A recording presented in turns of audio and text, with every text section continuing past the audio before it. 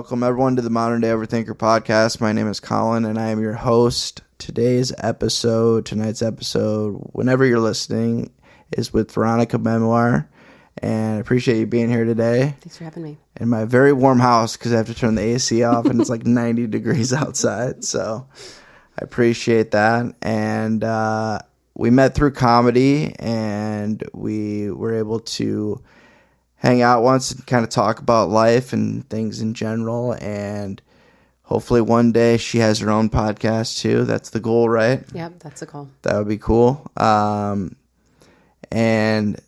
surprisingly, there's a shortage of not a shortage of podcasts, but like it's still like it's not oversaturated. So now's the time to start a podcast if you're thinking about it. Just be consistent. But Veronica, I wanted to give you a chance to introduce yourself. You're like me, who has many titles and backgrounds and all kinds of things. So I wanted to give you the floor to introduce yourself. Great. Well, thank you. It's really exciting to be here. It's been great getting to know you and the other, like the general comedy community out here. I've recently gotten into comedy less than 6 months ago, so I'm still kind of reinventing myself as a person and creating this character that I use ultimately. Getting into comedy, though, was kind of a way to kill writer's block for me. I've been writing a book for the last 10 years that's about a lot of trauma and mental health and overcoming some of those challenges. And doing stand-up has allowed me to make light of some really dark situations. Yeah, share some of those stories. Yeah, and be able to take a different lens on it, which has helped me write in my other capacity. But I do a lot. I've recently left the corporate world, and it's been a freeing and humbling experience over the last few months. Mm-hmm. And going through a divorce, so also trying to reestablish a community where I live through not only stand-up, but also volunteering. I come from a long dance background, music background, so also trying to figure out, like, how can I use my skills and talents to bring people together?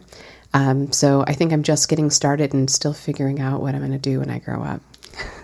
Well, welcome, because you. That's me as well. Continuously on that journey, so I totally understand that. So the comedy thing, how did, obviously you said you got into it for the creative aspect of it and to be able to share some of those stories. You're not originally from the Quad Cities, so you started doing comedy outside the Chicago area, around the Chicago area? Yeah, the Chicagoland area, the suburbs, primarily where my mom and stepdad are at, and all of my friends and family. So when I had a big drop in my career and I had all of this abundant time, I wanted to kind of reconnect with my friends and family. And instead of having a poor pity party, I decided to just jump on stage and objectively share all of the stuff that was going on into my life. And I got a good reaction to it, and stand-up became pretty addicting. There's also really limited marketing and opportunities to find comedy in the Quad Cities if you're not from here and know people. So how I met you and some of the other mics, I had no idea that existed until I was asking questions with people in the area and going down a rabbit hole on social media from something that was posted, back in February, and I didn't really get started until June out here. So it's been an interesting comparison to doing stand-up and comedy and getting started in a very saturated, competitive community out in Chicago versus out here, which is still, there's some competition and there's definitely a community, but it's very, very different. Yeah, it's very different. Much smaller, and honestly, I don't see it as very competitive. Like, that's not really, I mean, there's some people that have the competitive aspect to it, but we're pretty supportive for the most part of most of the comedians. Obviously, you're going to have drama every once in a while in any community, but we try to support each other the best we can and get each other on shows and, go to each other's shows. I try to go to other people's shows when I don't have something going on, things like that. So I think that's very important. But yeah, we're just getting started when it comes to, it seems like, as much comedy as we've been doing over the years, because I've only been doing it for a couple of years, and there's just been a growth I heard somebody, I'm in a group chat with a bunch of comedians, say that like just within the last couple of years, it took like 10 years for us to start getting like press. Like people were actually giving us time on air to talk about our shows, which is awesome. Yeah. And there's been a couple people that have been able to open up that door for us, which is really cool. And really, it's all about just asking and putting yourself out there. And, you know, with my background in marketing, I've noticed a lot of different stuff that we can do better on. So that way people who want to try this know where to go. And, or if they just want to watch, you know, they know where to go see comedy, because there's stuff happening every weekend now. Yeah. So, which is awesome.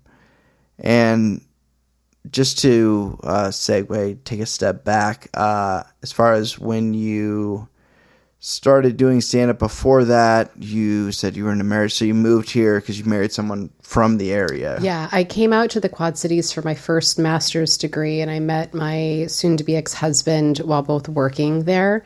And I had lived out here for almost 2 years, then moved back to the Chicagoland area for a job that I found. And over time, my ex ended up getting a job whose headquarters was based out of the Chicago suburbs.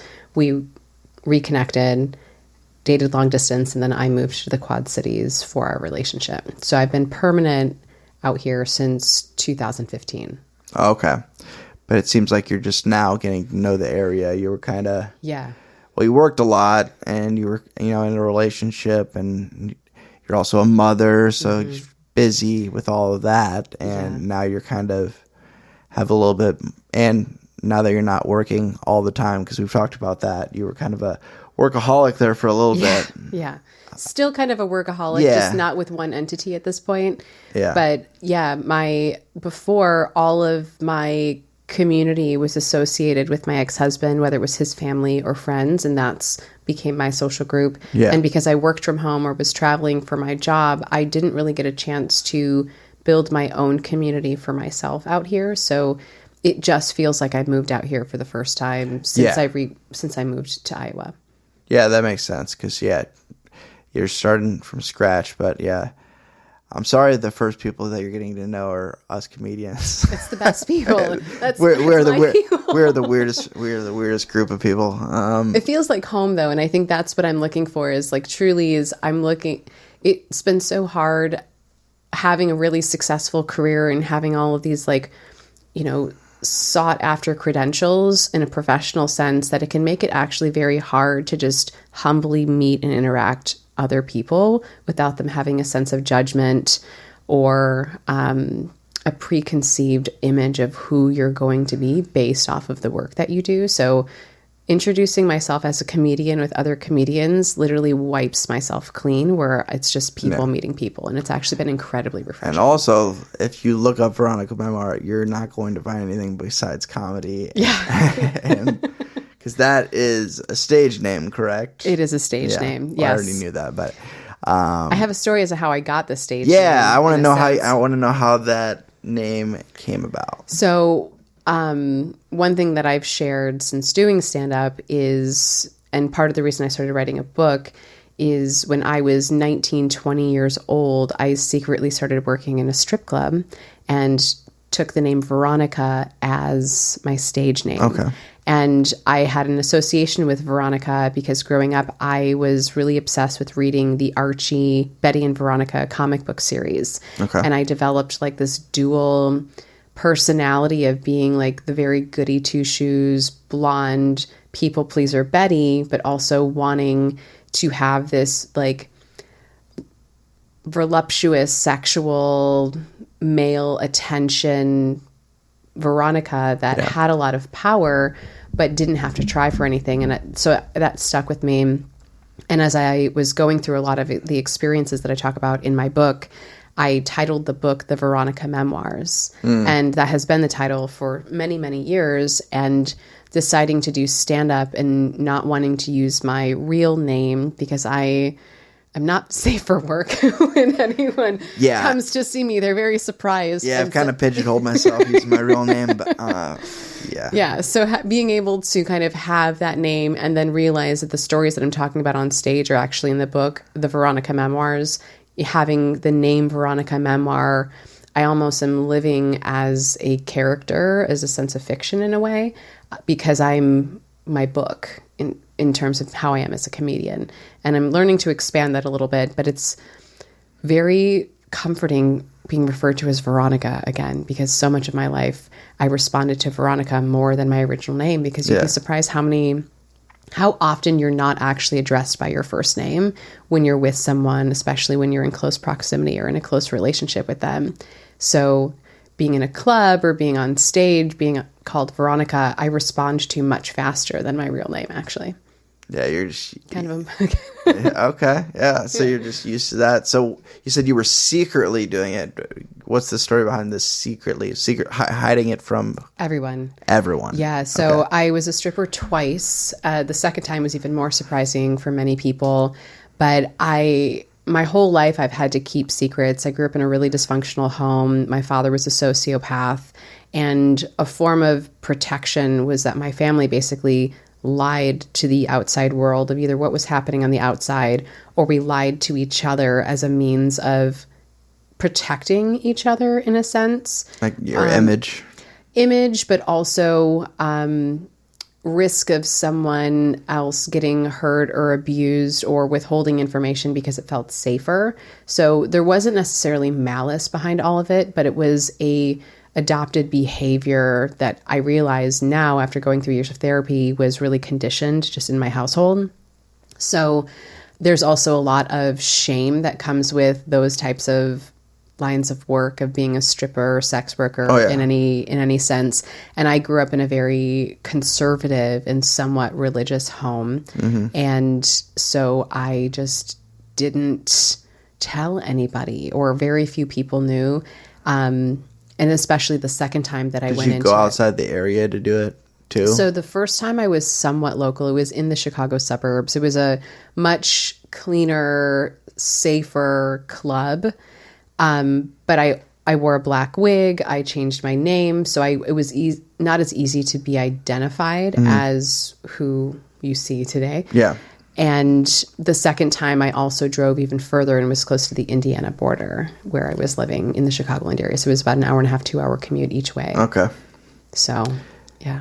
Yeah, because I know a lot of girls travel or go outside their area for the different reasons, whether it's a better club or like if they, don't want to be recognized. Yeah, and it's also less likely for someone to follow you home if you're not within 30 minutes of the club. Yeah. Safety reasons too. Safety for sure. Yeah. So although I think it's arguable as to what safety you're trading for not being followed home versus the clientele, the location of the club, that type of thing. Because the second club I worked at was much darker and much sketchier. Much sketchier. Yeah. So you stopped for how long, and kind of why did you get out of it the first time? The first time was a lot of guilt. I was in college. One moment I realized is I was in art school, and in art school you have to do a lot of self-portraits, and part of that is looking in a mirror and staring at yourself and then drawing what you see. And the last series of doing self-portraits as I was finishing my degree, I could not recognize myself in the mirror when I wasn't Veronica. Even in my dreams, there would be Veronica. But when you're in a strip club, you're surrounded by mirrors. You're staring at yourself. You're finessing your image to be appealing to your clients. Yeah. And I really had a hard time doing that and seeing myself in regular daylight. And I realized there was something wrong. I also never wanted to be in a relationship when I was a dancer. And that was mainly because I felt disrespectful. I wouldn't want to be with a guy that was totally fine dating a stripper, but I also, which is a weird paradox in itself, but in the moment I didn't want to be with someone that was like, oh yeah, my girl's stripping and it's fine, and not have that be an interesting element in the relationship. And part of me was like, can't be in a relationship when I'm doing that because it feels incredibly disrespectful and it's not what I would want in a real relationship. So, and because it was a secret and I was going to school, on paper, I've always had another job. I've always had taxable income. So it was keeping that piece quiet and then wanting to have a singular life. There's been so many occurrences for me where I have these like dual lives and these secrets or these other unusual, always in entertainment. I just wasn't being honest with myself. But going back to like not wanting to be pulled in two very different directions. But it also goes back to a lot of those because I was a people pleaser and I was doing things that I thought was going to make other people happy, or I was protecting people from information that could hurt them. Yeah. And also another interesting thing you told me about that lifestyle is you did all of this sober. Yeah. I was a sober stripper. I've never done any drugs. I never got high before work, never drank at work. I never took a drink. I had my 21st birthday while working in a strip club and I didn't drink. That is I just wild. asked people somebody to like, get who me used into to my drink body. a lot. I've never been a drinker. I think part of it is I've always had decent self-awareness in certain things, and I know that if I would have allowed myself to drink or try hard drugs, I would have liked it. Yeah. And so I just didn't give myself permission to do that because I could still have a fulfilling life without doing it, but it kept me as an introvert. Like people didn't socialize, or I was the buzzkill, or the whatever, like depending on the circumstance. But sober stripper, but that helped me make a lot of money. Oh yeah, because you're so much attention. I was studying sociology and aware. Behavior of people, and I've been able to. A lot of trauma. You had an edge. Totally, yeah. I had an advantage, and growing up, I think with a lot of trauma and becoming hyper vigilant, I was so hyper aware of the people around me and the faces and all of that. I netted myself very well when I was younger, but it was surprising for a lot of people to find that I didn't do any drugs and I didn't drink and I didn't have any kids and I had a very normal life on paper. It's just, I've always liked being bad. I always liked being a little deviant, but never allowed myself to be actually deviant where there was true risk or consequence, whether it came to like STDs, addiction, poverty, that type of stuff. I just never, I've always been able to think a little bit ahead where I understood what the consequence was. And sometimes I'm still very reckless, ADHD, impulse control. But it is 4th of July. Almost 4th of July. So if anybody hears fireworks in the background, that is why. It probably won't pick it up that much, but it'll distract. It might distract us. I am ADD too. Yeah. So I think I think that's also my impulse decisions came. A lot of these amazing experiences that most people haven't had in their life was due to me just kind of winging it and being okay. Like, let's try it. Who cares? I'm not here to be with anyone or impress anybody. And I liked being bad. Like I liked having there's always been a comfort for me having a dark secret, but that kind of goes back to a lot of the healing process that I've done and understanding the self-sabotage that has come with that. So let's talk a little bit about what your podcast is going to be about, because you do an Instagram live series that you started about masochism, and I honestly had to look it up because honestly I didn't know much about it. I'd heard the word before, but I was like, what is this? Because I've heard all kinds of different things, and my memory is not as good as it used to be, and I was like, I gotta look that up, and I looked it up. I was like, and I've never met somebody that labeled themselves as a masochist. Maybe most people have it and they don't want to talk about it, or they hide it, or they think masochism is limited to just certain things, sexual behaviors or preferences, when that's definitely not the case. That's a behavior that can become exhibited through being a masochist. But true masochism is like just self-defeating behavior and patterns where... Self-sabotage type of stuff? Self-sabotage, 100%. And in many different ways. I think example are people that tend to be people pleasers, people that want to project a really good or accomplished image, which I've definitely done. Overachiever to the point where I would be risking losing all of that, which is like the same level of anxiety and discomfort that comes with masochism, is knowing, oh, I'm doing this crazy thing that could throw it all away. It's totally self-defeating. So yeah, there's a lot of elements that come from being a masochist, and it took me a really long time to go into therapy seriously to learn that about myself. I was in therapy for about 10 years on a weekly basis up until very recently, addressing PTSD from complex PTSD from a whole series of trauma, but then one particular event that just really changed me and made me have to force myself to ask myself, why am I putting myself in these environments? Why am I risking my safety? Why am I lying to all the people that care about me? And eventually learned methods of healing, self-awareness, and ownership of how I can change my life. So that in that particular event was something was that during your second stint of working at the club? Yeah. Okay. So the last time I worked in a strip club, the last time I've ever been inside of one, I witnessed a murder. And I witnessed someone being stabbed to death. And it was a buildup over a few weeks prior. There were 2 women that went missing in the club. And one of them was found a few miles from the club. But I was working on my MBA, my second master's degree, working in a good paying job downtown Chicago, but still was going back on these nights to work in this club, knowing that these girls were gone, knowing that the energy was shifting. And it literally took me witnessing that and being a witness in a real murder case, not as Veronica, for me to wake up and realize, what am I doing and what am I putting myself in?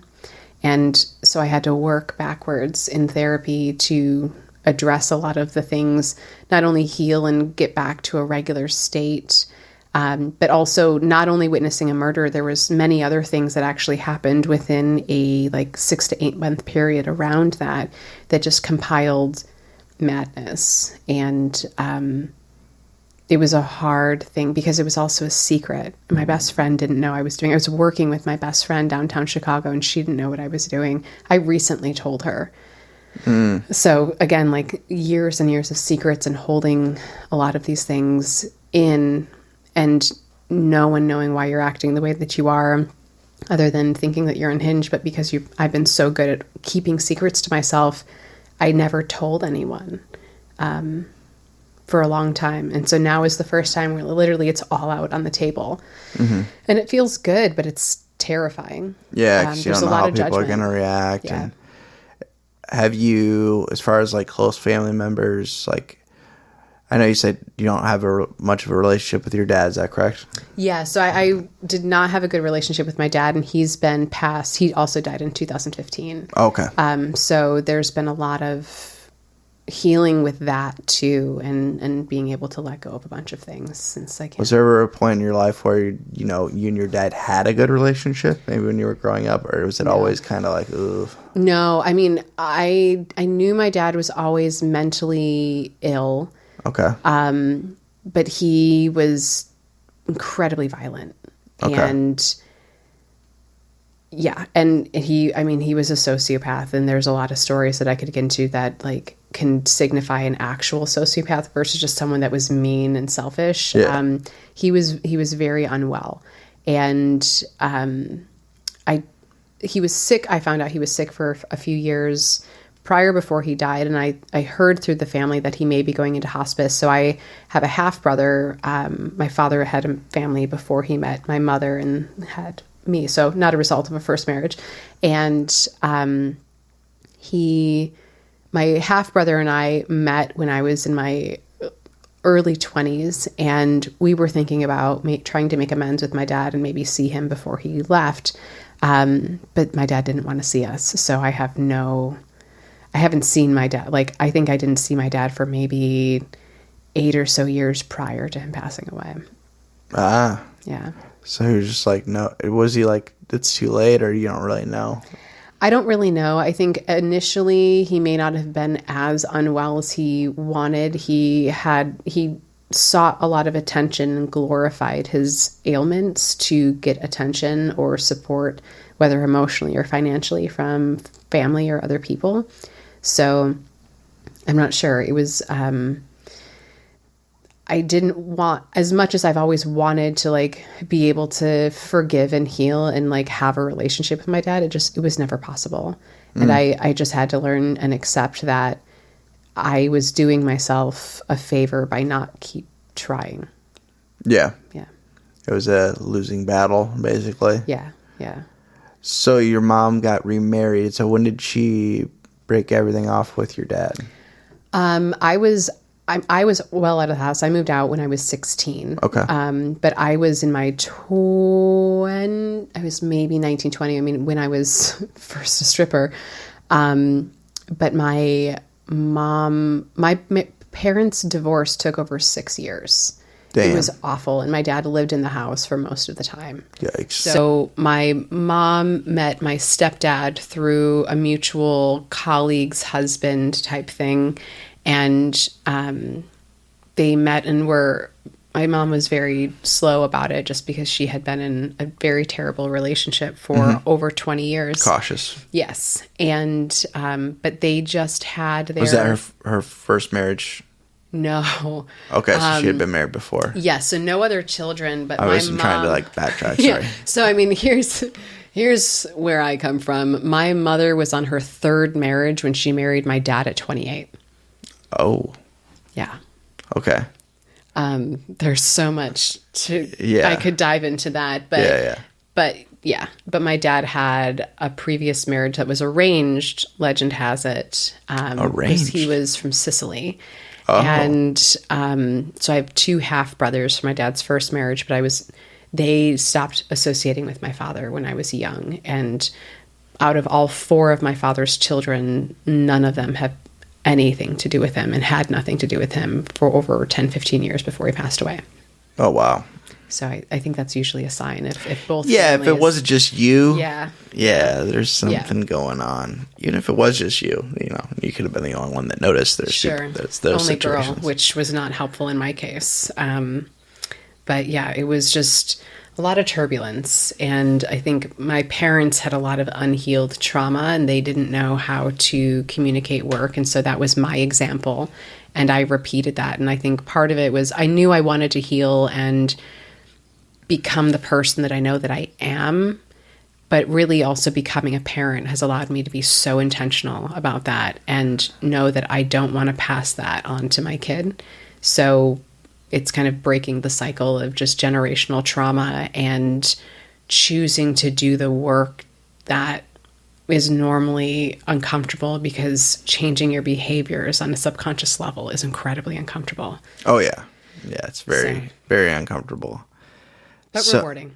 Yeah, rewarding. It takes work, and hats off to you for that much therapy, because that's very consistent for that long. I mean, I think there's something to call out, though, is I have been in a very fortunate position for the last few years because I've built a great education track and career for myself that gave me a job with really good insurance that had mental health coverage. Yeah. And so that's why it's easier said than done, because if you don't have the resources for that, how do you do that without the discipline of just reading self-help books? And I also worked with a coach outside of just going to a therapist. And again, like I was in a very blessed situation where I could do that and had the resources for it, where I don't think many people can. And I think that's also why having the live streams, building a podcast, and being able to talk to people that don't have those resources, there's something to be said about that, because I think it's very easy to ridicule yourself or get in a darker place when you want to get better, but you just can't do it because you don't have what it takes to do that work. So, but I'm very fortunate, but I am proud of myself because I was very committed to it and chose to change my life. Despite all the access to the resources, like there's plenty of people that have access to the resources as well that don't take advantage of them. Sure. So there's the other side of the coin. But yeah, I know what you're talking about with as far as like yeah, some of that stuff is, yeah, you have to have good insurance, or if you don't have good insurance, or if you don't have insurance at all, it's very expensive. Mm-hmm. It's a whole thing, and I've gone through it myself, and yeah, it's unfortunate. But that's why things like this podcast, and people doing what you're doing, and interacting and sharing your story and being open and honest about it is very important, because people can hear something, even if it's just like a little tidbit of your story, and be like, oh, I can relate to that. So they'd be like, oh, maybe, yeah, this isn't just me dealing with this issue, because mental health is very tricky, and it can easily trick people into believing that they're not, that they're dealing with something that no one else has dealt with, or that they're a burden by bringing it up to anyone. I even go through that with myself, and I've done a lot of work and talk about mental health all the time. Sure. Where I am the person, I like to be the person that people can share things with, but then I get so like into that where I don't really focus on me sharing my stuff with other people. And I've noticed that recently, where I was like, I haven't felt it this weekend. I was around a lot of people, and I went to a recovery convention where there was like, I don't know if we surpassed 1,000, but I would say over 500 people were there. Wow.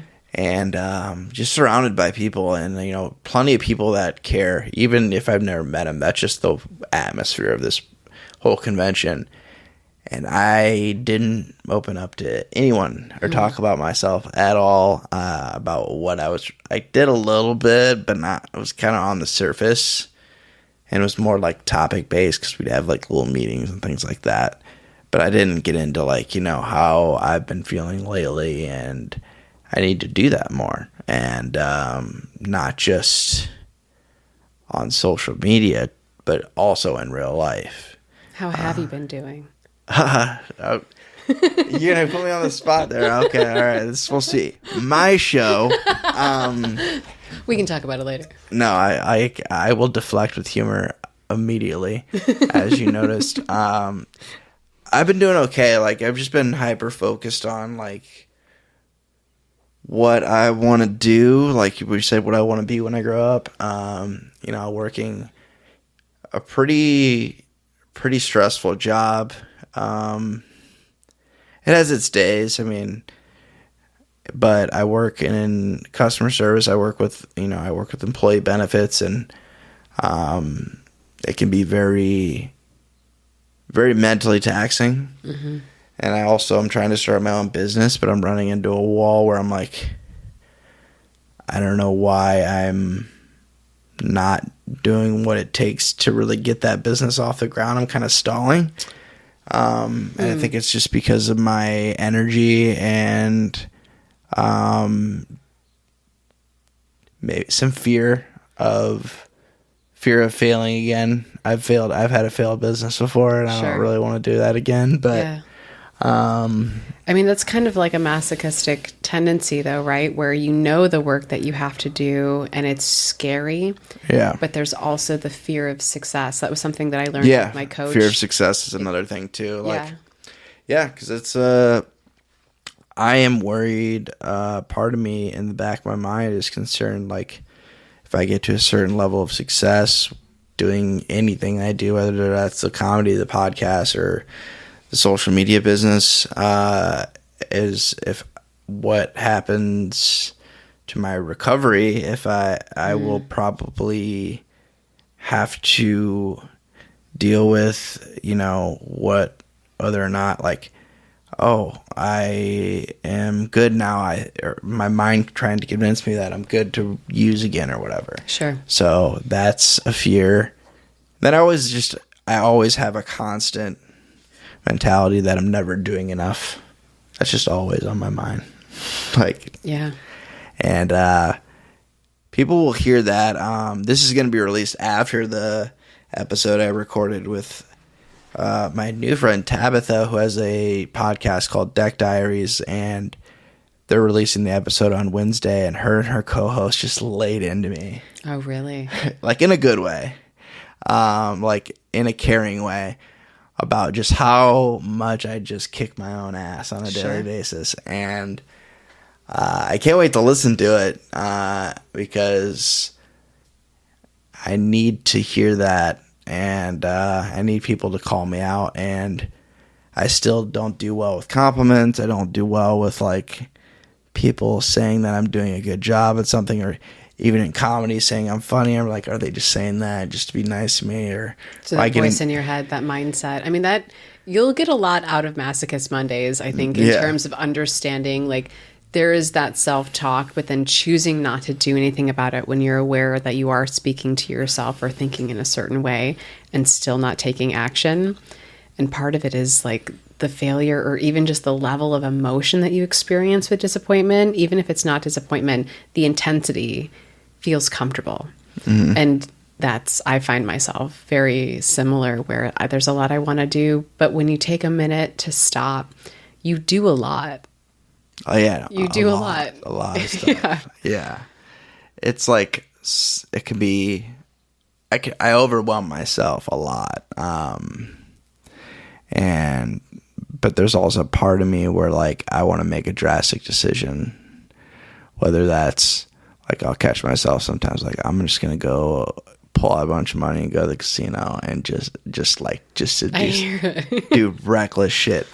Or like, I'm just going to quit my job, and maybe that will give me like this spark to like really focus on what I really want to do, which is very, very reckless. I don't know if that's always, as someone with experience, I don't know if that always works out in the way that you think.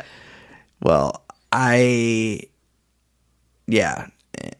part of me wants to do that, and then there's the part of me that's like, obviously the responsible side of me is like, you can't do that. Mm-hmm. Like, you have to, like, you don't have enough saved up to do that. You don't have, you have responsibilities, stuff to take care of. You can't really, you're not in a place to do that right now. Mm-hmm.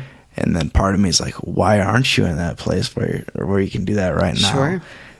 You should be better with your money by now. You're 33 years old. You should be doing this. Like, comparison stuff too happens. I don't compare myself to other people as much. It's mostly comparison to like an ideology of what you think you I should be, where I should be. Like, if you would have talked to me like 15 years ago, and you told me that I was living alone, that I had my own place, I'd be happy about that. But I would be so upset that I was not married and having kids right now, or already had kids. Like, that was my plan. Like, when I was that age, like, I was like so ready to be like a dad and so ready to be a husband. Like, that was like what I wanted to do. Because I grew up. I was fortunate to have good parents that were there and that have been together for 38 years. So, and which is almost an anomaly now. Like, so many of my friends, their parents were divorced, or the second or third marriages, and they did not witness the things I did or grow up around the people that I did. Like, I just hung out with my grandma the other day. And my last grandparent, I lost 3 grandparents throughout COVID, none from COVID, well, directly. 2 of them were in a nursing home, and I think that didn't help because Sure. They were like prisons. Yeah. So losing grandparents was rough, but being able to talk to just over the last couple of years, I never had a one-on-one conversation with my grandma until the last couple of years. Oh, really? Because my grandpa was always there. Yeah. Or somebody else was there with me, like it was a family event. So now I can talk to my grandma one-on-one, and she's told me like all this stuff, and having her say like she's proud of me and like really like loves what I'm doing, and that means a lot to me. And like also like I realize like even just putting in minimum effort in relationships with your family or your friends goes a long way, because there's a lot of people that don't do that. Any amount of effort. Any makes a amount of, huge difference in anything that you do. It's literally just all you have to do is some effort and like I could happen. just me just texting my grandma every once in a while like makes her day. Yeah. Yeah. But me going up there and like going out to lunch there, she doesn't let me pay for anything. I'd stop trying. And then she gave me money when I was leaving. I'm like, I don't need this, but she like it made her feel good. Let her so feel good. Yeah. Whatever. All right. And yeah, that relationship has gotten so much. We've always had a good relationship, but it's been more like one-on-one and more intimate of a relationship than it ever has been, which is awesome. That's amazing. I had a really close relationship with my grandmother, and as she was the last grandparent that I had, but I always had a close relationship. But her and I had a very special bond, unlike any of my cousins or her other grandchildren. And I think she'd be very proud of me today. She gave me a lot of really good life lessons. Some of them I have jokes about. But it's remarkable what you can learn from someone who's lived. Yeah. And even when times are different, being human doesn't change. And you can get really meaningful conversations, but also like the love that you have for a grandparent is not like anything else that you'll have with anyone. It's a really cool thing. And it's amazing that you have a grandparent still in your 30s, right? Like a lot of people don't have that, especially someone like me, where because I was the second family for both of my parents, my grandparents were much, much older. Most of my cousins on my dad's side were actually my mom's age. So like I didn't have it. It's every family is different, but it's cool to speak with someone and learn from them who's lived beyond your parents' years. Oh yeah. I think it's amazing. Yeah. That's very cool. Yeah. She's in her 80s. She's 84. Okay. So, and yeah, she's a retired ER nurse, and she was a nurse for over 30 years. Just a beast of a woman. It's ridiculous. Yeah, she raised 3 boys, which I can only imagine. My grandma and my mom, like, I have good relationships with both of them, and that's one of the reasons. Like, people, like, I have friends that tell me that I'm picky when it comes to women. And I'm just like, if you understood, like, if you grew up the way I did, you would know why. Yeah. Because, they set the bar very high as far as for what a type of woman that I want to have in my life. Yes. And I can't settle for less than that. I will stay single. I will die alone before I settle for something less than I deserve. I mean, I think that's so important, though. I can relate, though, because my mom is a remarkable woman, and my brother hasn't dated in 8-9 years, has chosen very different life than I ever did. But it's interesting is where my mom keeps wanting me to like find someone and what have you. But for me, like it's going to require a really significant person. One, for me, even the idea of bringing them around my son. Oh yeah. Is huge. That's a huge like factor as well. And because of that, I have raised my bar of what I'm willing to accept for me, which is great. But I keep thinking about like my brother has all of this work that he has to do in order to be able to offer like someone, a high quality woman, something that would make her want to be with him. And he has a lot of opportunity, but it's interesting where my mom has set such a high bar that I can see why he doesn't put in the effort or try to get the things that he needs to do to be that person for someone else, because the person that he's searching for doesn't exist. Yeah. And part of me, it's also, there's like this interesting paradox too, though, is where, and it made my mom really uncomfortable when I started to bring it up in an objective conversation. Of course. Yeah. But ultimately is my mom wants me to have like this really good person and good partnership and relationship.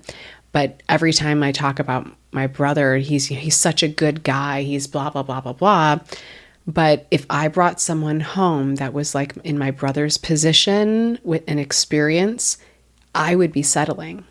And I also think there's a weird thing where now that I'm a boy mom too, how I parent and how I set the expectations for my son of what types of woman or whatever he's going to be interested in, not being overly amazing, because that's not setting the right expectation of what's actually going to be out there.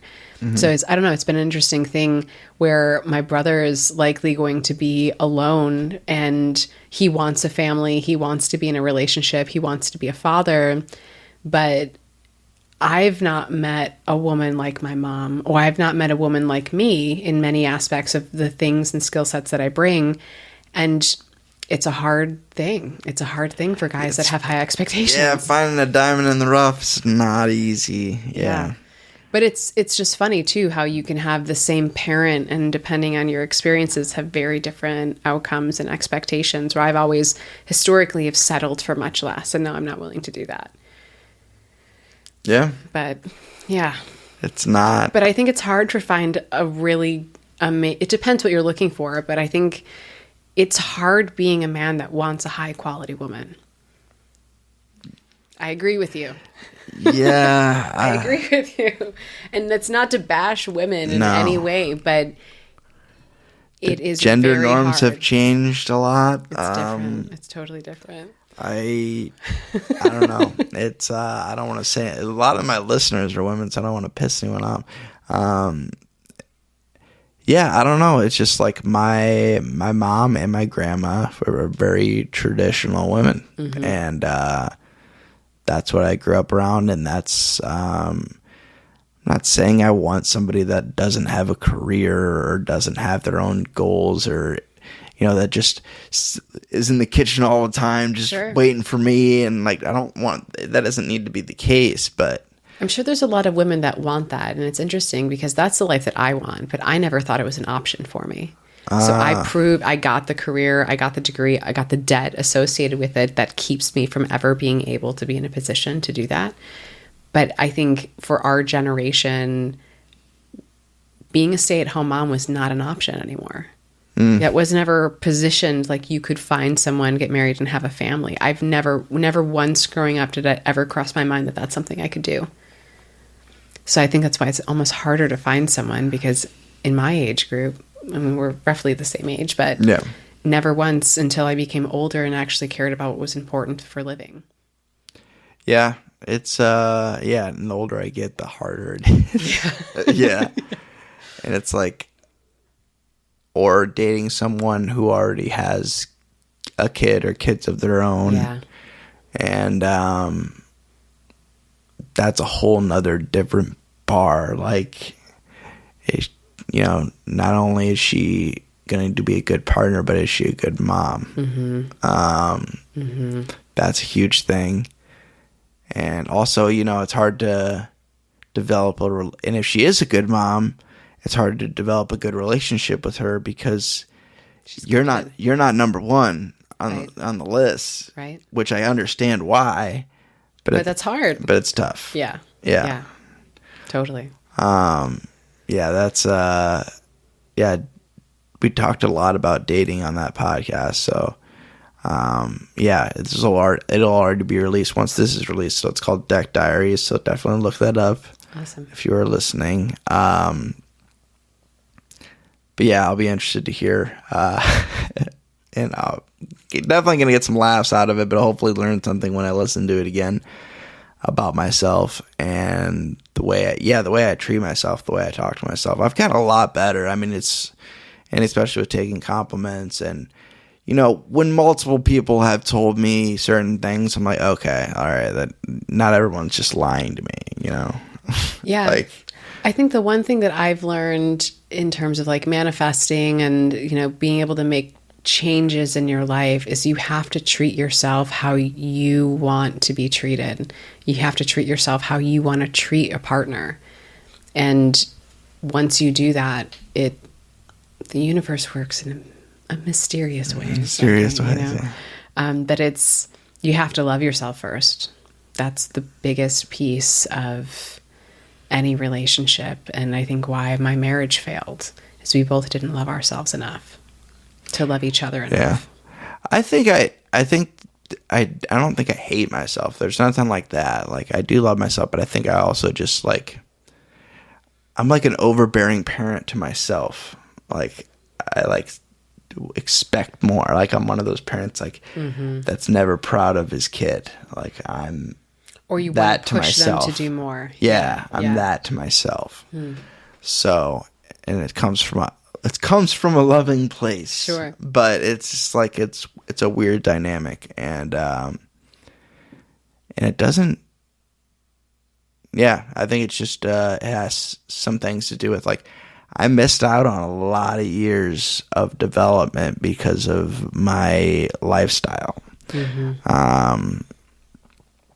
Many years. Like, some people say, like, this is something I've heard from a couple people that have, been in recovery for a long time and been abstinent from substances and also worked on themselves, is basically when you start drinking, using drugs, whatever you were doing, that is when you're kind of put a pause on really developing. And so when you stop using, you're kind of going back to that age and starting from that age, because like that whole time was kind of on like your development was on pause. So for me, I basically went back. If we're looking at it that way, I don't fully believe that. I understand the importance of it, and some of it does make sense. You can fast track growth. Yeah. So I went back to, if we're doing that, I went back to 15, like 14, 15. Yeah. So from 27 back to 15. And I'm like remembering like who I was before that, like up until that. And I was like, I'm not even the person, the person I was then. I'm like probably like 75% there, of catching up to some of the, like the good qualities that I had, and like like habits and behaviors, discipline and the lack of like, if you talk to some of like my friends that like I got this whole new friend group when I went to high school. I still had a couple friends from grade school, but once I went to high school, I latched on to a group of friends, and I remember being introduced, at least I was told I was introduced as like, you got to meet this guy. He's wild. Like, I was like, I just didn't care like about like what other people, like, legitimately did not care what people thought about me. I wasn't one of those people that went around saying it either. Sure. I like legitimately didn't care. And I would do anything for the laugh, anything. I got kicked out of class all the time. Didn't care. Like, as long as I got the laugh, it was worth it. Huh. Like, so interesting. Yeah. And I did that, throughout high school. And then 15, 16, like, I don't really say I would go back that far with me, because that wasn't really when it got bad. It got bad more in my early 20s. So, so I don't think I missed out on as many years as I really think. But yeah, crucial development years though. Crucial, early 20s, becoming an adult, like, and dealing with that. I think I like went against it. It's so, I just have such a different experience in that. Yeah. But I know a lot of people that have gone through that.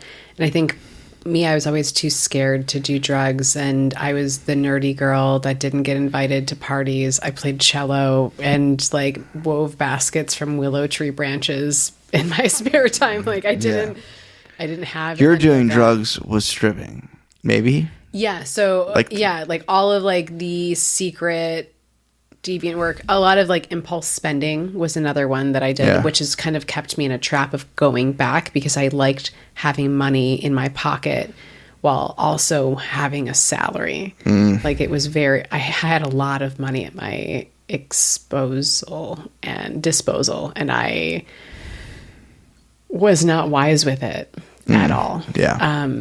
I created a big facade for myself more than anybody. But I would still put myself in really risky situations and meet people in weird ways and never speak up when I was uncomfortable. It took me until I was almost 35, 36 to actually speak up when I felt uncomfortable. And I still need work on it in the moment.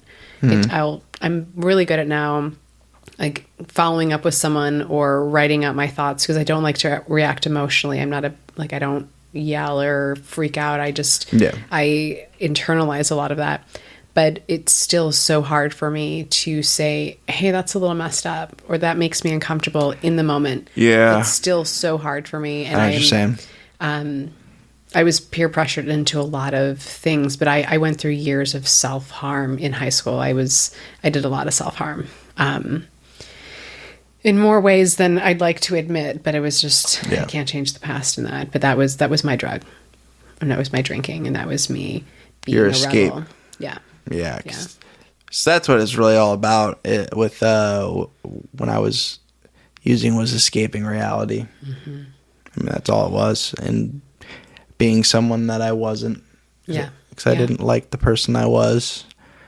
And now I'm just building back and building into somebody that I do want to be without having to live a double life. Because I can relate to the double life thing for sure. It was just different for me with what I was escaping with. Like a lot of people didn't know to the extent of what I was doing when I was partying. Like people thought I was just drinking, but there was a lot more to it than that. Yeah.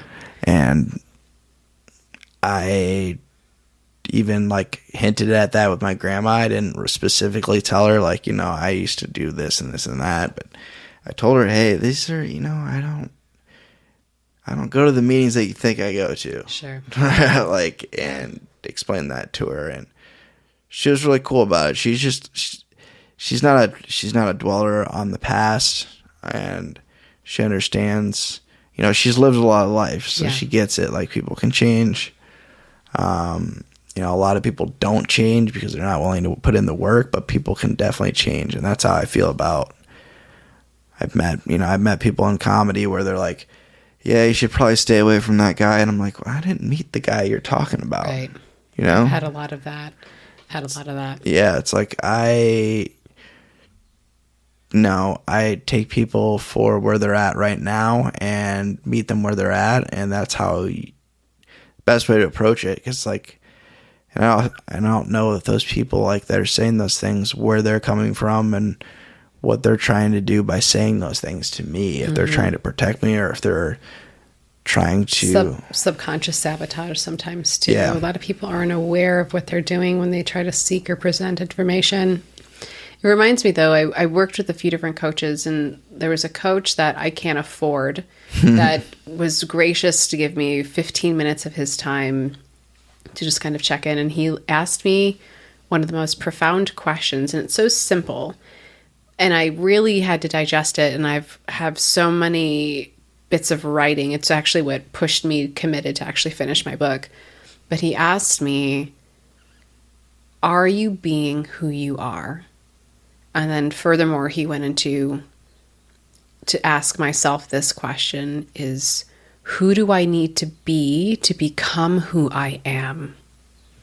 And having a clear understanding of who you are and I am without it being limited to like a career job or more of the physical space, but in terms of like your character and value. And is everything that I'm doing and what I'm being in this moment, is that being a step closer or in alignment with who I am?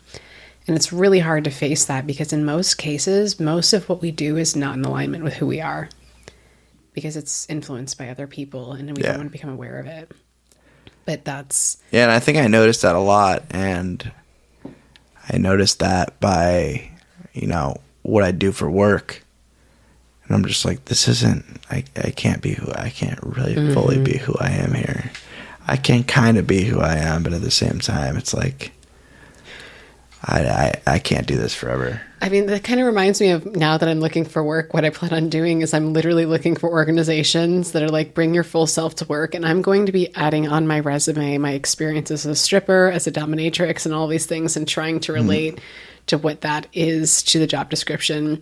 If you truly want to bring their full self to work, I highly expect that I'm just going to get some like HR recruiters following me on Instagram because I'm going to make their day. Yeah. But it's hard because who we are is the complex makeup of our poor previous decisions.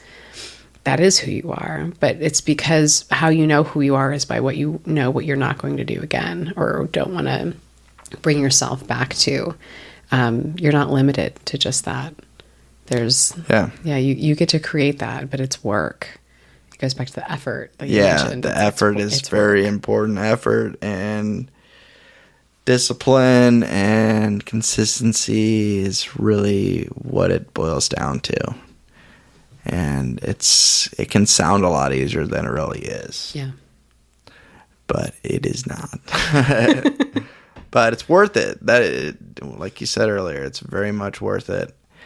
And yeah, the therapy is important. My thing with therapy is the consistency. I haven't had a consistent therapist in a while. I've kind of had a couple over the last like 6 months or so, and that's been frustrating. I need to get back into seeing someone consistently. I have a guy I'm seeing now, but it's through work. It's through the employee assistance program, so I only get 30-minute sessions, and they're like, we can hardly get into anything. Can't scratch the surface. It's rough. Yeah. And luckily I got him to add more sessions, but still it's been frustrating. And I had a psychiatrist appointment today that I was supposed to have, and it got moved and they never told me. And I was really mad about that.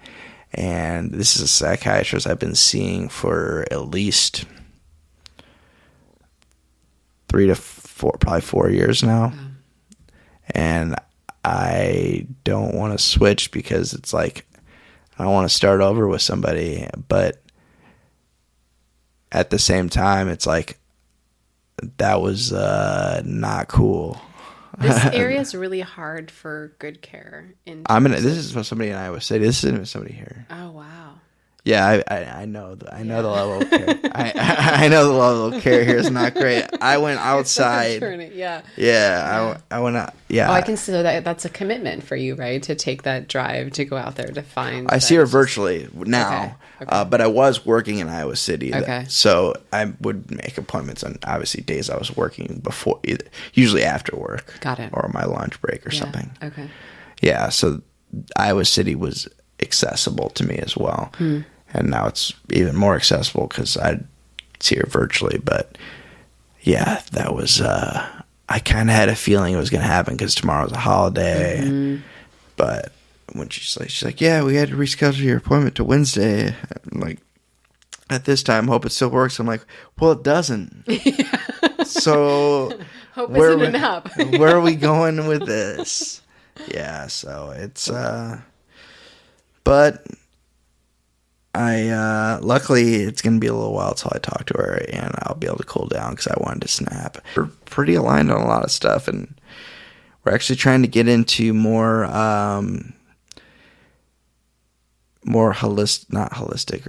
natural remedies for medication, because I've been on medication since I was 13, 14 for anxiety, OCD, and depression. So trying to get that correct has been an experiment for a while now, and we're moving more, and she's doing a lot more research and getting certifications and on those type of remedies, like whether it's psilocybin or like even like, which saying things like that or even bringing it up and thinking about it is like kind of scary to me, as coming from being a person that used drugs. But I never used those drugs. I was always scared to do anything that was like LSD, any hallucinogen. Sure. Because I was like, I'm gonna be the guy that has the bad experience, and that's sure. So I was always scared of that. I had a healthy fear of that, like you had a healthy fear of all drugs. I wish I had that healthy fear. I was also really medicated. Curious. Yeah.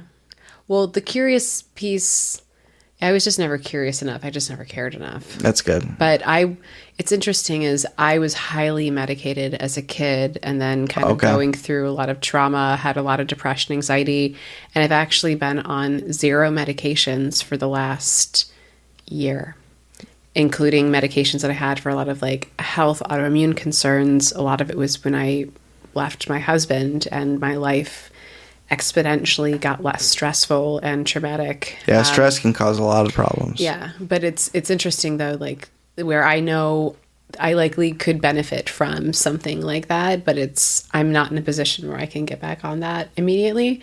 But it's finding the balance and being okay with being on the right medications for what your needs are that don't conflict with your behaviors or the tendencies to want to use or abuse in any sense.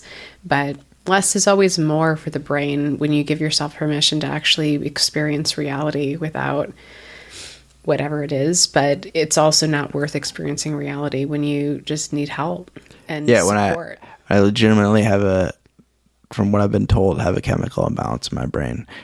I haven't researched that further or done further testing in a long time, but I was told that at a very young age. And I've tried no medication, and it did not go well for me at all. Not suggesting you or anybody to just no. I know what you're saying, but yeah. It was not a good time either. It wasn't good timing. There was other factors as well, but man, that depression was really bad, and I haven't experienced depression like that since, thank God. But are you familiar with Enneagram personality tests? Yep, I am. Do you know what your numbers are? I always forget. Okay, so I'm a 4, wing 3, but definitely a 4, and mine is all about deep feeling and emotion and experiencing. Pain is just as beautiful as pleasure, and I can get down a dark rabbit hole with all of that. And I think that's also part of the reason with when I experience depression is when I'm depressed, I like feeling depressed because I'm still feeling, and it's addicting. But so that's not good either. Yeah, there's gets you in a pretty bad place.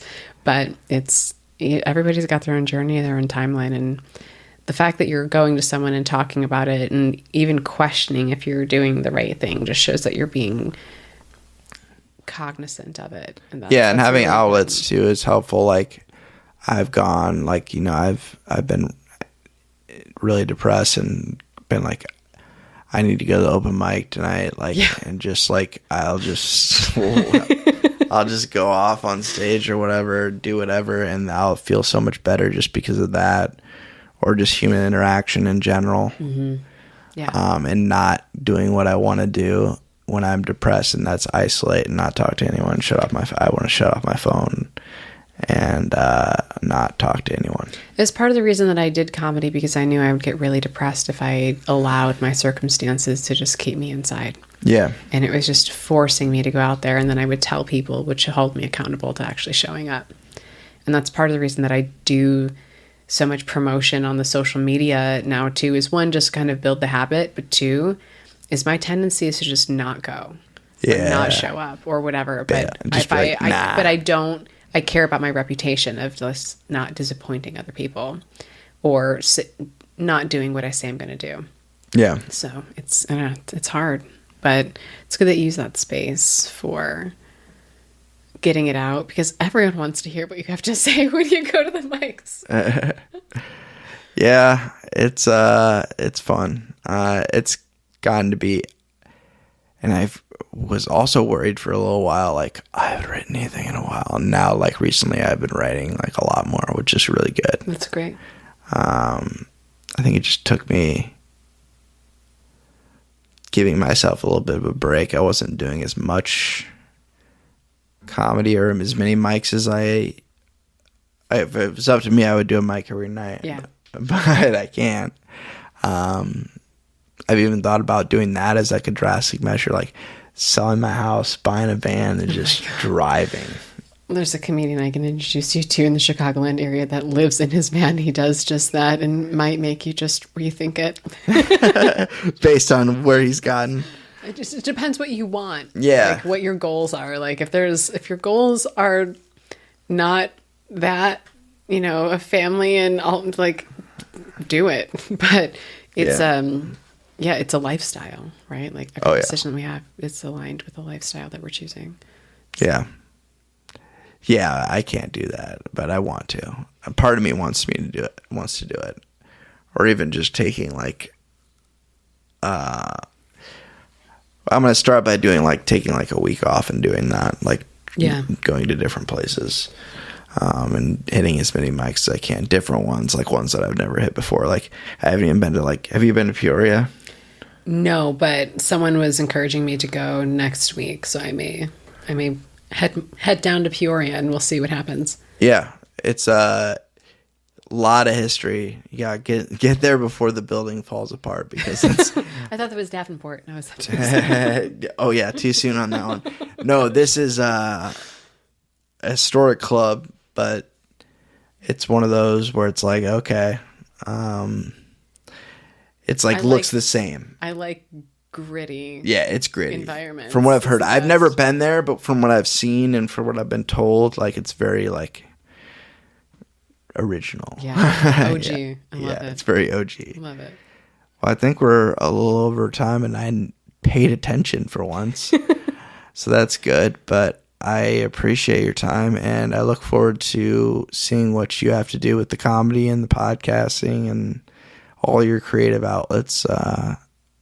Gotta love the fellow creatives that are out there. Yeah. And obviously just sharing your story. I really, really admire that when people do that, because more people need to be doing it, because you'll be surprised at the number of people that will reach out to you. People reach out to me randomly and really just have a lot of respect for just what I'm doing by putting myself out there. Yeah, and everyone has a story, and I think exactly. No one has. I'm no better than story. anyone else for doing this. Yeah, it's just it's giving yourself permission to do it, and that's uncomfortable, but also hopefully inspirational. And for me, my goal is, I love helping people, and I love learning about people. Mm-hmm. And if there's a way that I can help and learn about others, and know that it was made some sort of meaningful difference when someone was in a hard place, that's all I need. But I really appreciate you having me on and just kind of sharing and